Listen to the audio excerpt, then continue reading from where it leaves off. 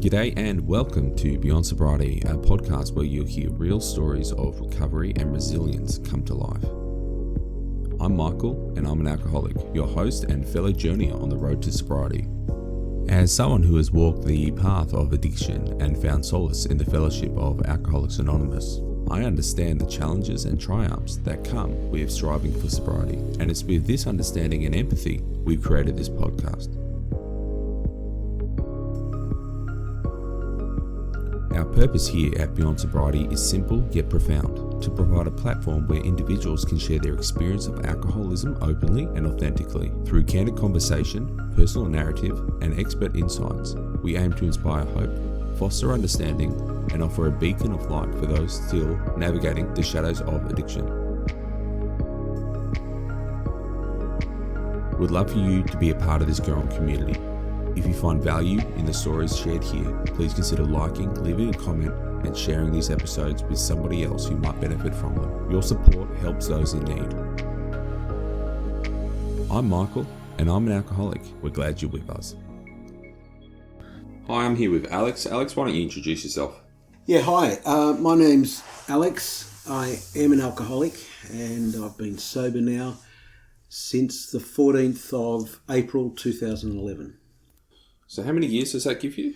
13 years, 8 months. So what do you think has kept you sober that amount of time?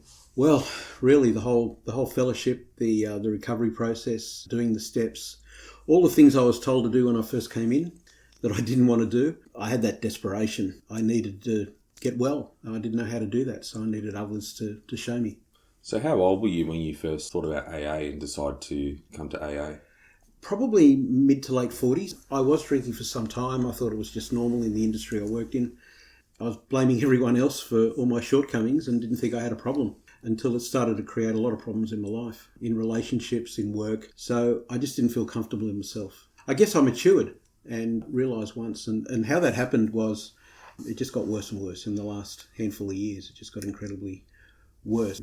And it was difficult times. Yeah, so mid-40s and matures. They do say men take a little bit longer than women sometimes. What was the attitude towards alcohol in your family when you were a child? It's a really interesting question. My father liked to have a drink, but he wasn't an alcoholic. He used to just have a good time. He went through the Second World War. He talks about some experiences with drinking, that he used to drink too much, but he was able to stop or slow down. He used to have a good time with it. My older brother had a problem with it. I've got 2 older brothers. My older brother had a problem, and he has been in AA now for over 30 years. But he's much older than me. So as a young kid, I knew of the problems that he had. So that was affecting the family when I was growing up. So you saw what your brother went through, and you thought that you didn't have a problem for a while, or did you know something in the background? Or I didn't really feel as though I would have a problem and it would be okay to drink. And it was okay for some time. Yeah. I noticed a big change probably in my early to mid-30s when my children's mother, I've got 3 beautiful kids today, and she left me and I never saw them grow up. We had joint custody, but they were up northern New South Wales and that was quite difficult. It was just a difficult period, and I just didn't know what to do, and I felt very uncomfortable at that time. So when you first started drinking, as most of us do in our teenage years, was it controllable or was it always like at a reckless, stage? Yeah, it was actually controllable for most of the time. It wasn't until my kids left me, there was an event that happened in my life, and then things changed where I was looking for that comfortably numb. And when that happened, it just blossomed. The alcohol just took over from that point. Yeah. I did have other issues with gambling, but we're not here to talk about that. But that actually came into it as well. And I just found that I was able to get out of the way I felt by doing those activities that weren't good for me. No, it's interesting you say that, because I have heard gambling is, a different side to the same coin when it comes to alcoholism, and but it's interesting because I don't have an issue with gambling at all. I might have gambled once or twice ever, if that. But I do get it. I understand the rush you get from going, I've put something big down on a hand, and you get that dopamine rush, and it's that feeling that nothing else matters, I guess, when you're sitting at that table. And I mean, that's what I can relate to when I was drinking, about comfortably numb. I used to call it disappearing. Yeah. About 4 o'clock every day on the way home from work, I'll just disappear. And I look back now, presently now, at my family, and I go, why the hell would I not want to be present for that? Mm-hmm. But you said there was obviously an issue that happened. You don't have to go into that if you don't want to. No, I'm happy to. I'm happy to expand on it, absolutely. Because that was a change in my life when I felt really alone. And I understand today what that's all about, given all the fears that I ended up finding out about myself through the program, and that change happening at that particular time, and just thinking that it was okay, I could control it. Yeah. And that, yes, it's not good behaviour what I'm doing, because I'm doing it in excess, but it was okay for me at the time. It wasn't objectionable behaviour, which I see today. Yeah, we're often the last to know that we have a problem, I find. It was about a year before I stopped drinking properly. A year before that, I realised I had a problem because it was like the 5th time I'd gone, I'm going to pour this down the sink and not touch this again. 12 hours later, I was out at the bottle. It's definitely crazy. How often would you drink? Were you a daily drinker? Or were you a binge drinker, a one-off, or just over the top, blackout? Yeah, I was a daily drinker, but occasionally I wouldn't have a drink on a particular day, but I drank most days. It didn't mean I got drunk because I was a functional alcoholic, so I'd be working as well, and if I was working late, I'd then drink late, and then I'd drink until I passed out, or I drank until I went to sleep. So probably a little bit different in that case. I can't say that it kept me awake and I was drinking till all hours of the morning, every morning, but it certainly got worse, particularly over the last few years of my drinking. Did you have to hide your drinking from your friends and family and stuff like that? Yeah, funny story. I actually enjoy doing gardening and mowing the lawn and making everything look nice outside. And during the summer, I'd be spending 3 or 4 hours outside of an evening hosing the lawn. And of course, I'd be having a beer at the same time. And there were many trips inside to grab a beer, which was creating a problem. My wife would see that I'm coming in and grabbing a drink all the time, so I had to move the alcohol into the garage fridge. So it wasn't as noticeable as it was. But I did have the greenest lawn in the street. Yeah, my plants died about probably 3 or 4 months after I came into AA, because it's amazing you say that. I'll do the same thing. I'd water the garden. We're out of something we didn't need. I'll pop down to the shop. I'll get it for you. Drop quick down to the shop, get another bottle of wine, another bottle of whatever it might be. But I'll slam it down in the toilet at the shopping centre. I'll drink it in there. I'll put it in. I'm sure the cleaner knew there was an alcoholic around, because every day there would have been at least 2 or 3 bottles in that disabled toilet. What would you say is the most extreme lengths you went to actually get a drink or to get drunk? I always had access to time and money. I always created that. Previous relationships, just dishonesty. So my drinking predominantly was, I'd isolate myself. So I'd be doing it at home. I'd be doing it in this room. It would be acceptable to do that as my partner would be asleep or whatever. So I just had so much time and access. I used to go away quite a lot for work. So when I was away for work, it would be extreme drunkenness. So I always created that opportunity wherever I was. What about your rock bottom? I had a couple of previous relationships. I was married to a lady and I've got 3 beautiful children. I then went into another relationship which I'd call was quite toxic. And then when that relationship was over, met another lady after some time, and for the first time in my life felt something for that lady, and it was beautiful. And for once in my life I felt love. The last night of my drinking was not a very good night. I went to a work event. I drove home after a few beers. I may or may not have been over the limit. I had an accident coming home. Instead of coming home, because the car was a bit battered, I went to the pub. Met a work friend there, a lady, and stayed until it closed. And then we came back here and put music on, and had no respect whatsoever for my wife, who I loved. And the next day, the wedding photos were off the wall. Her bags were packed. And it reached a point of desperation. That was my rock bottom. And I went to a meeting that day. That was a Thursday. I went to a meeting where my brother goes to, because he'd been in the fellowship for a number of years at that time. And that was the start of my journey, and I haven't had a drink since.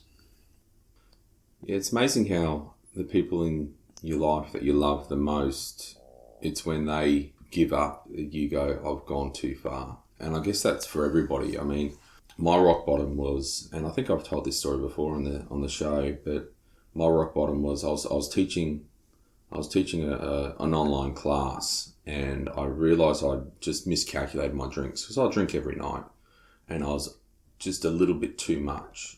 And I had an assignment due because I was studying at the same time, and I was there going, I've got to try and sober up a bit. And I reached into the cupboard and I found my son's ADHD medicine. And so I took about 3 or 4 of those, and my wife looked at me and she saw me doing it. And I still remember to this day the disgust that was on her face. And that was my I've got to do something moment. And that was on a Wednesday.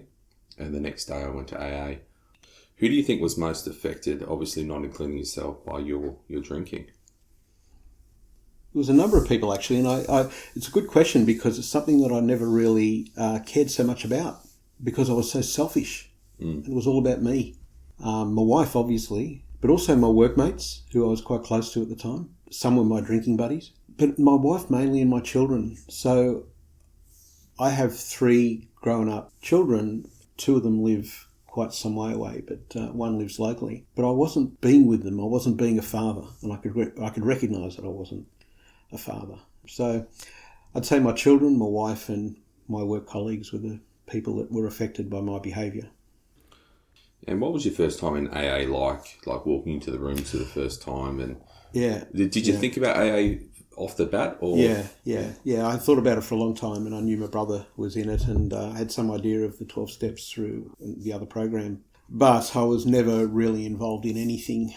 So I reached that point of desperation. So arriving and really seeing so much reference about God, which didn't really concern me. I was brought up in the Church of England church. My father was a warden of the church. I went to Sunday school, and for most of my life I've been trying to fill that void of, having a relationship with something greater than me, and that's where I ended up today as a result of AA. But when I first came in, it was everywhere. You need to find a power grade in yourself. Oh yeah, that's okay.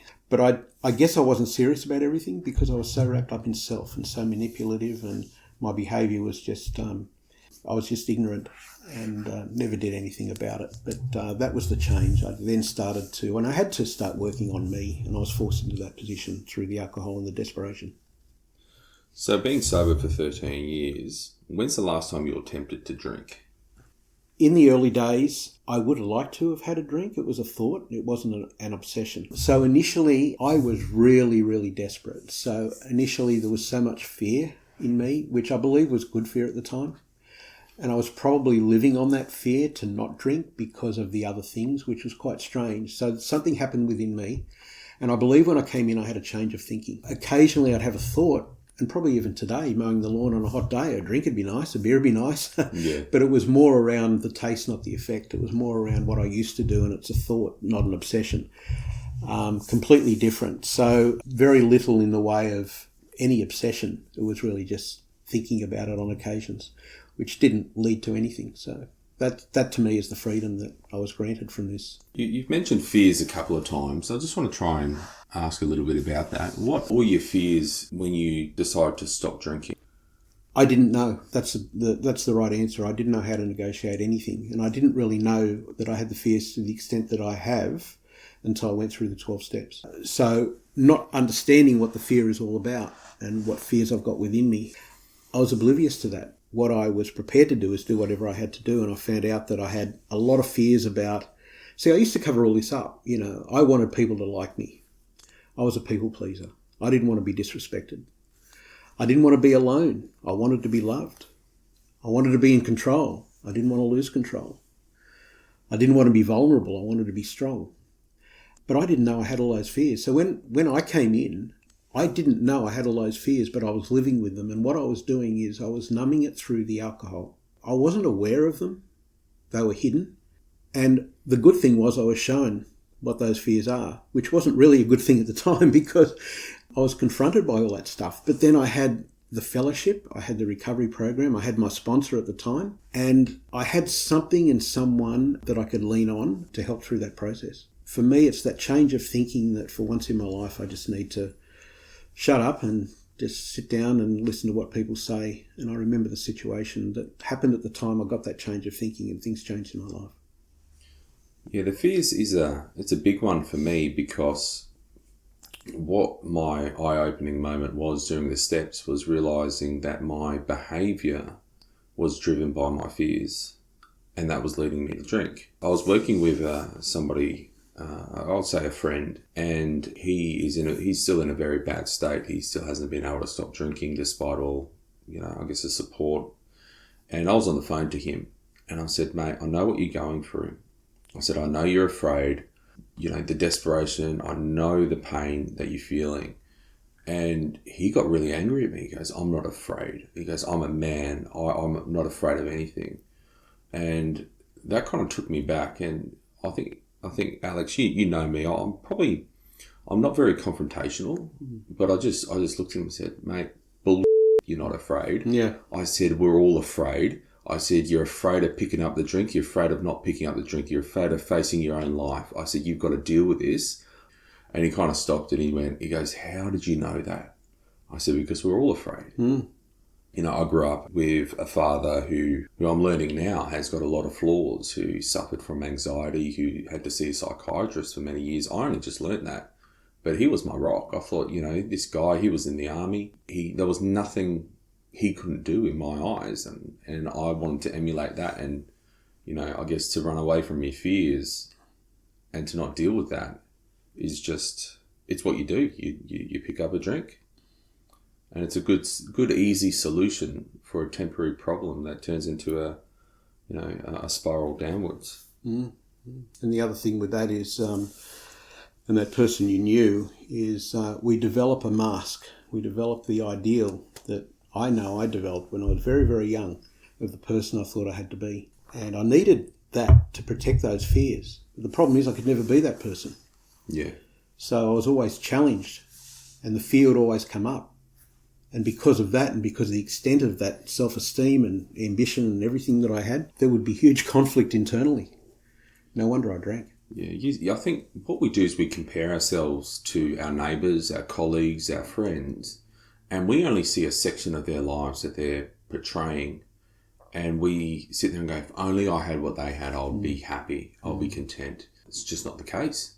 And I think what the next generation is really going to face when it comes to this is the amount of fake media that's out there, the fake influencers with the perfect life, and a lot of things can be done in editing on a social media post. And that's you sit around and you look at your own life, you're going to be, how much worse is my life to somebody that's just a kid who's got 50 million followers who looks like they're flying in jets every day. And that's only going to perpetuate the problem. What's one of your high points in sobriety? What's one of the things you can sit down and go, if I was still drinking, I would not have this? Wow. That's a great question, and it's an easy answer. My family. When I got married and beautiful relationship developed, and obviously before getting married, but still in a relatively new relationship, where she had 2 children, I had 3 children. That was about 18 years ago. We all came together. I have 3 children, she has 2 children, and today we have 13 grandchildren. Wow. So that's the huge change. I get to spend time with all of them. We get to see how they can all get on together, all get on well together. There's no cliques, there's nothing. Everyone gets on with everyone. And I put that down to the gift of sobriety, that God-given gift that I have today, that I'm in a position where our recovery reflects on them in terms of their upbringing and other relationships within the family. So that family unit is the strongest thing today, which has never happened for me in my life, and it's the most beautiful thing. So you mentioned before that you have an experience with God, a religious experience with God because of your upbringing. Now, what's your experience with your higher power within the program and after, I guess, joining AA? Because we can't do this by ourselves, and I'm man enough to admit that. I can't do this alone. I need a higher power, and just as importantly, I need the fellowship and I need people. But when was your experience with your high power? What was that like for you? Beautiful, beautiful question, actually. I mentioned earlier that I had a change of thinking, and it was after a few months in meetings, and a guy got up and shared his experience from another meeting that I hadn't heard before, and he was telling my story. And his story was on the basis that he could either continue drinking and drinking himself to death, he could take his life and shorten that discomfort, or he could do the 12 steps and get well. And he chose to do the 12 steps. And he shared 18 months after making that decision, and his life had changed. And he had all the problems that I had, at the time, the financial problems, the emotional problems, the relationship problems, the depression, not feeling good, the anxiety and all those things, and feeling really, really like I was a failure. But listening to him and the change, I thought, geez, there's something there. And that really, really helped me. Today, one of the things I often say is God is too big for me to understand. I know God is there. I would like my spiritual life or my relationship with God, I'd love that to be enlarged somehow, and I need to continue to work on that. I believe there is a void there to fill. I need to continue to do that. But I know and feel today something I've never felt before that's keeping me sober, and I follow those principles of the program with prayer and meditation. And particularly getting out of me. I mean, one of the quick examples of that is working and getting tied up with stuff and then being wrapped up with emotion on something's not going my way. It might be a resentment, it might be whatever. The problem at that particular time is I've got to actually get up and move into another area and say the prayer just to get out of myself. And I need to move on at that point because otherwise it continues to get worse. And today I've got that experience where things do get easier when I invite God into whatever that situation is at that time. So what I think I'm hearing is it's very much a subtle touch, because like we as people, we look for the grand gesture. Like, someone gets proposed to, they want the flowers, they want the yacht, they want the I don't know, the gondola ride or whatever it might be, the big grand gesture to prove something. But that's not love. Love is getting up every day and choosing your wife over everybody else, and vice versa. And it's the subtle things which I think make the most difference. And that's how I found God works.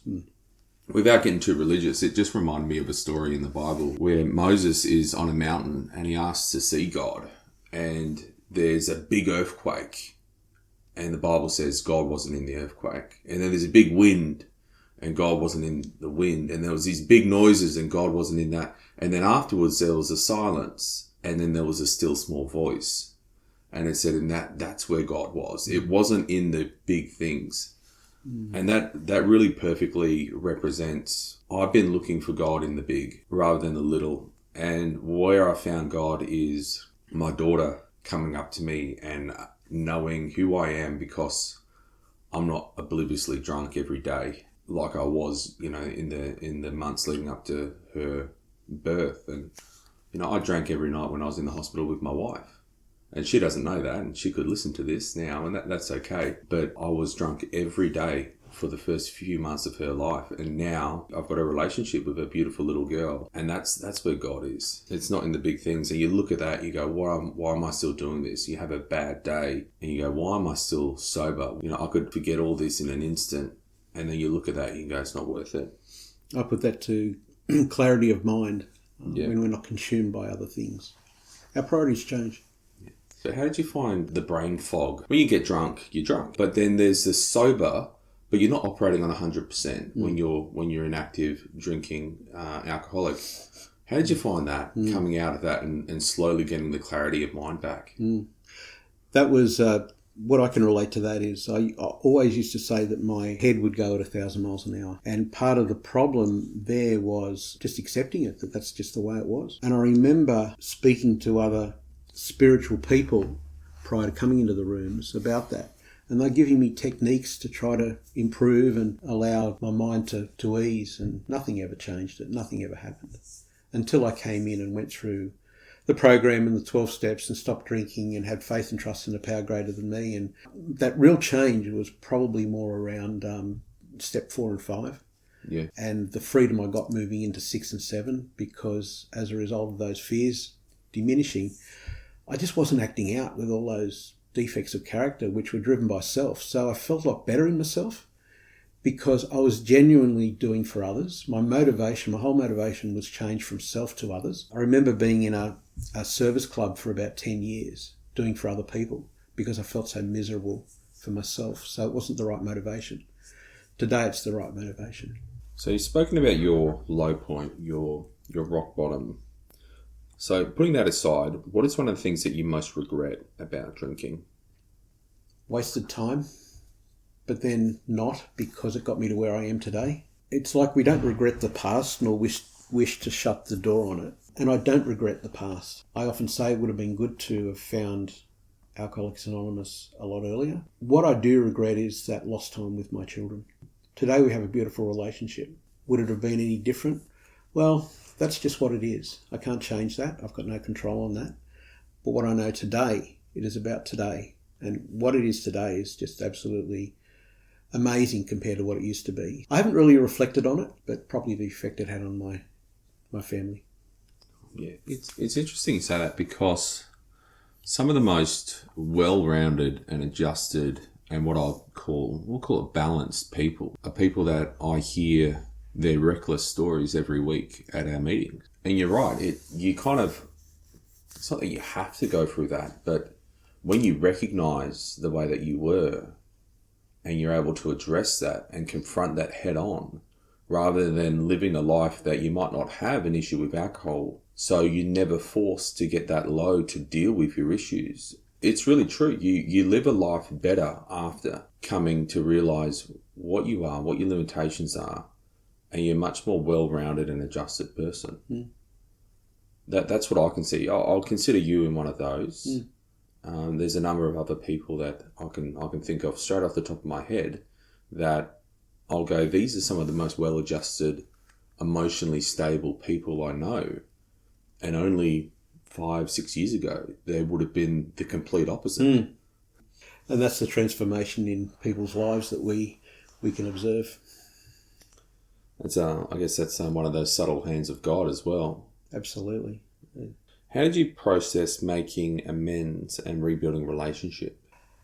Doing what I was told to do, not doing what I thought I needed to do, but being guided was important. I found amends to be something, I would take shortcuts where I could, but knowing that I had to do things thoroughly, bearing in mind step 9, there's a lot of steps before that I need to be thorough with. So I had it within me to do everything I needed to do in the way other people had done it to get well, because that's what I wanted to get, the maximum out of it. Remembering half measures availeth nothing. And some of us tried to hold on to our old ideas, and the result was nil until we let go absolutely. And that was a big thing for me. So I just had to do what I was told. And I did. And I confronted it. I confronted things that I needed to confront, particularly with previous relationships. Was that hard? Was that hard? It was hard initially to. I don't think it was hard. It was confronting. It was something that felt uneasy. It was uneasiness. That's probably the word. But I knew I had to do it. So from that perspective, I just did it. And I remember my children's mother with that amends, and many, many years ago. And the beautiful thing each Christmas is that my wife and I get a card every year from her, which is signed off with love. Where does that come from? There's hurt, which is always going to be there, which is always the wound, when remembered will always hurt. But I think the more powerful thing is the forgiveness. Mm. When you have the capacity to honor, but when the person is honest, I've got a theory that you can't forgive somebody unless they ask. And I could be wrong on that. You can not hold it against them. You cannot judge them for it. But I believe that forgiveness requires an act of contrition and genuine, remorse in order for a forgiveness to truly take place. Because if you go around forgiving someone for something they haven't even asked for forgiveness for, then it's not forgiveness. It's just acceptable behavior. Sure. And that pushes that person down. So it's not until, like you said, you really recognize what you've done wrong. You go there, you go, look, you need to have the uncomfortable conversation in order to get that relationship at the end of it. And also asking if there's anything else that I may have done that I've harmed that person, and maybe not being aware of something else and what I need to do to make it right. Yeah. Yeah. When you sit there, you realise your flaws and you realise where you've done wrong, and you're able to admit that and go, look, that's not who I am anymore, And really, it's up to the other person how they deal with that. And it shows their character rather than the other way around. What's your biggest realization you've had about yourself and your relationship with alcohol during your AA journey? Yeah, biggest realization is that for me, I have flaws, I'm human, and I've got no control. In terms of my relationship with alcohol, I need to continue to do this work. I guess, again, it's working with others, continuing to see how alcohol is prevalent in the community and so many other people are affected, and it's such a significant thing in people's lives as it was in mine. And being part of that journey for others as well. What role do the 12 steps play in your ongoing sobriety? It's a huge role for me. Probably looking at every single step, and I believe that the steps actually mould into the next step, the one after that. They're numbered 1 to 12 for a reason. Seeing it in others, but also seeing it in my own behaviour. So for me, it's all about that, being watchful in step 10, watchful of my behaviour. Looking at inventory if I need to do that. Making amends if I need to do that. I mean, step 10, I was told, is about being watchful. Not watchful of the birds in the sky, but just being watchful of my behaviour. Because if I'm not centred, or if I'm restless, irritable, or hungry, angry, lonely, tired, whatever it might be, I could fall into that trap of resentment, could get angry, and ultimately I don't want to drink, but there could be other behaviours that aren't appropriate and objectionable. So it's so important to me that I follow those principles, and a lot of them are wrapped up in step 10 and also 11, which is what I shared before about enlarging the spiritual life. I listen to podcasts to just try and get centred. Usually that's step 11 reading, which is in the big book. Yeah, I think it's important to always remember who we are. And one of the anomalies I found, it took me a while to get my head around, is that we walk into the room and the first thing we do is we say, I'm Michael, I'm an alcoholic. We say every time, and it doesn't matter how long you've been sober for, you still have that. And I thought, why are we being reminded of what we used to be? But I think we need to remember who we are. Otherwise, that delusion comes back into our head going, no, you can have one at the Christmas party. I was at a Christmas party yesterday at my work, and the wine came out, the Chardonnay, everything. Someone made jelly shots. And I was going, no, I don't. And it was a nice day. And I thought, you know what, one would just be really nice. I've had a bad few weeks. I'd love to just relax and just have that slightly numb feeling. I thought maybe I can just have one. And I thought, what am I doing? Of course not. Like, I wasn't tempted, but you kind of always are, if that makes sense. It's like, I wouldn't have done it because I know where it would lead. And I saw my colleagues having a couple of drinks, and I thought, I don't want a couple of drinks. I want all of them. Some of the things I kind of got criticism for, and maybe still do, is that nobody knows outside of AA that I really drink, apart from my wife. She's the only person, because she lives with me. And there was a bit of a push, a bit of pressure on me to kind of come out of the closet as an alcoholic, so to speak. Did you find anything similar, or how did you negotiate when Alex was there at the work function not drinking this year, or, no, I won't come out to the pub with you guys? How did you navigate that kind of social interaction? It was quite funny, actually, because in a work situation, I was actually going through some changes in my working life. So I wasn't then working with the people I used to work with, which made it a little bit easier. I didn't need to tell people why I stopped drinking, and my concern was that I needed to let people know, but I didn't. I wanted to keep business and my recovery separate. I had a business life in the community, so I wanted to keep that outside of my recovery. But what I found was, when I just said, oh, no, look, I'm not drinking, no one really questioned it. People might say, oh, you're no fun anymore, whatever, just laugh it off. But no one actually forced me to have a drink. No one. It's never happened. So I could make that choice. I guess it's something that was so different that I wasn't. So for me, it was something that was different, but other people didn't really care. And I just found it wasn't as difficult as what I thought it might have been. No, that's really good, because I've heard stories of people going out and they get ostracised if they're not drinking and they used to drink, and it's just like, oh, what's wrong with you if you're not drinking? And it's what is it? What do they say? It's the only drug habit that people question why you're not doing it. Like, it's not like, hey, why aren't you having a line of cocaine? Why aren't you, crushing up pills in the bathroom with your mates? It's, why aren't you having a social drink, you know? But it also goes to show the people that I was associating with, which I don't really associate with today. And I'll use that term fair weather friends. Yes. I can still see some of those people today. There may be some business that I'm doing with them or whatever, but I just don't need to associate in a drinking environment with them. How important would you say gratitude is in maintaining your sobriety? Yeah, really important. And I was once told that I can't be happy and sad at the same time.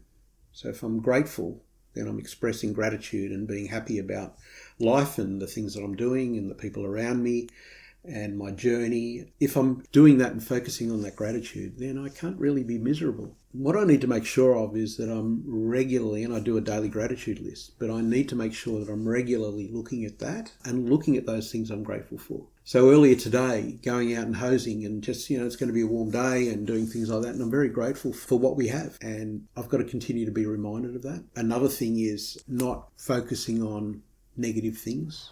I don't need to focus on negative things because usually they're my fears coming up because I'm worried about something, and that doesn't happen as much today. Where do you think you would be if you hadn't stopped drinking right now? I'd be dead. They say prison, insanity or death. I don't think I would have made it to prison. I was a yet with a lot of things. I lost my license, lost relationships and friends, nearly lost the house, financially affected. I was a yet. Everything was just about gone. I was never locked up, but that was a yet. So for me, I would not be here today. You answered that with a lot of certainty. You just went, no, definitely not. That's crazy, but it's common. I sit there and think, look, if somebody is listening to this who is not an alcoholic or doesn't have this experience, that answer didn't surprise me. I'm only 3.5 years sober, but I definitely wouldn't have my family, and I'll be on the way to killing myself. Give me another 5 to 10 years and I would have been gone. And that's where a lot of us end up. When we were speaking to our friend last week, he said that he'd been to something like 40 funerals in the last 2 or 3 years. Now, his age would have a lot to do that. He's quite advanced in years, but he said 20 of them were people he knew from the program, because he spreads himself quite thin. He goes to a lot of meetings and he hears and sees that a lot of people relapse and they don't come back, and it takes their lives. Sad. And say cunning, baffling and powerful. Certainly is. And going to those funerals is a reminder. At the same time, just being incredibly grateful for walking into the rooms and finding what I have today and what others can experience as well. And that change of thinking that I mentioned, wanting to try and help others rather than just focus on me. And I think that's why we are so grateful as a group of alcoholics, because we know what it's like to be in prison in our own minds. And to be trapped in an area and feel alone in a crowd and want to scream even though there's no one there to listen. Because we're grateful for the little things, and it's kind of like you don't appreciate true freedom until you've been locked up. One of the things that's very noticeable for me is, and this happened last night when I was sharing in a meeting, all the members there that are attending, they're all looking at the person sharing. No one's fallen off to sleep or nodded off, whatever. Everyone's attentive because we have that understanding, that mutual understanding and the relationship with each other. And that's where the unity and the traditions come into it. And it's so important. We talk about recovery, but it's so important to have that unity because God works through people, right? So It's so important that unity is there. It's amazing, God working through all those people in the meeting. No wonder this thing thrives. I mean, there's just so much sobriety that can happen as a result. Absolutely. Now, look, we're going to get to our final question now. What advice would you offer to somebody struggling with alcohol? Firstly, I don't give advice. I don't give advice because I feel as though advice comes from the head. So I give experience. And the experience that I have is that not talking down to anyone, respecting them, respecting their position and understanding exactly where they're at. And we can, as an alcoholic, understand exactly where they're at because they're suffering the same things that I used to suffer. So it's being supportive, but at the same time trying to deepen their dilemma in some way so that they understand that this isn't going to work for them, that I'm here to help them when they're ready And that may not be at that particular time I meet them or I discuss something with them. They may have to continue on their journey for a bit. They just may not be ready. But my job, I believe, at that time is to try and carry the message. My sponsor said to me, when I finished the 12 steps with him, he said, it's your job now to try and carry that message to someone else. So all I can do is try and let people know exactly what this is about, that it's not a cult. If someone wants to call it a cult, that's okay. It doesn't matter what they call it. It works because it allows us to get out of ourself and deal with those things beyond the alcohol. The alcohol is a symptom. And the important part of all that is recognising that there is a program that does work and giving it a go. And just being there for others. And letting them know that they're not damaged goods. This is a disease, it's bigger than them. And really just letting them know where to come and being there for them. Yeah, it's beautiful. So look, as we do, as we finish off, we'll just say the Serenity Prayer together. Thanks, Michael. God, grant me the serenity to accept the things I cannot change, the courage to change the things that I can, and the wisdom to know the difference. Thank you very much. Thank you for joining with us today on Beyond Sobriety. Before we wrap up, I'd like to leave you with a gentle reminder.